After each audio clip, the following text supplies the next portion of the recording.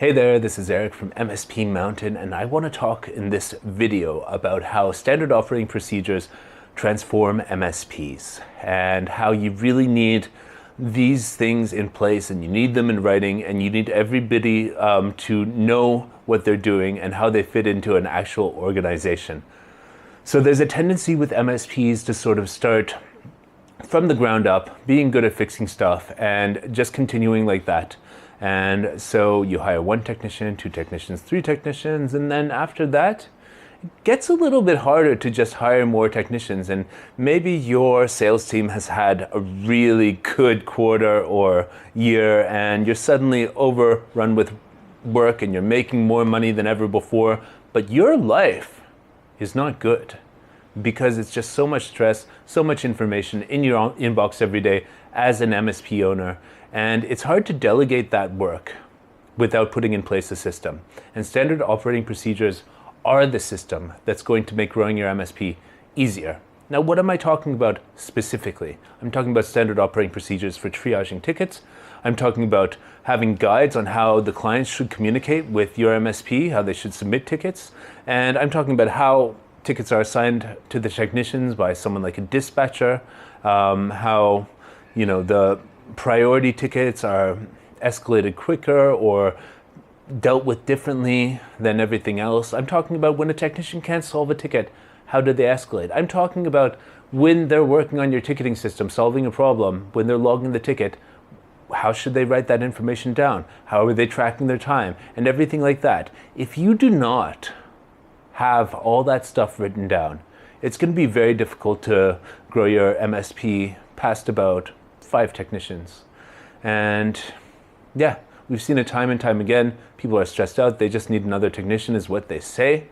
But in fact, what they need is some standard operating procedures and sort of like structure in place so that more problems can be solved automatically by the staff referring to the documentation without escalating to the boss or owner, without even escalating to the service desk manager. That most of the stuff can be solved by a set of things that the staff are doing that are written down, that the staff are trained on, that are making it so less and less things get escalated, less and less things get sort of fallen off the wayside when you are looking at the board. I mean, one standard operating procedure is you need somebody checking all of the tickets on the board to ensure that they're moving along, to ensure that they have proper notes. And you need someone doing this, and it's probably not a manager, it's a supervisor, like a dispatcher, a service coordinator, as we call it. And if you have this person doing that, it makes sure that things stay orderly on your service board. And it's a standard operating procedure that somebody who's like an entry-level employee, like a dispatcher, can do if they're trained and backed up by a service desk manager or owner who takes the escalations of issues that are not dealt with by the system that's in place.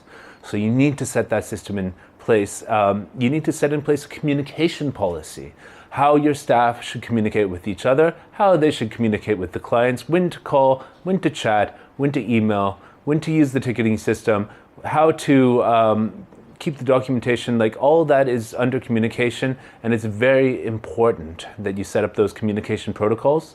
And so, I mean, the main reason communication is so important is that so people can have focused work without being interrupted. So people can have the information that they need as soon as they look at it without having to chase up more information by contacting someone else.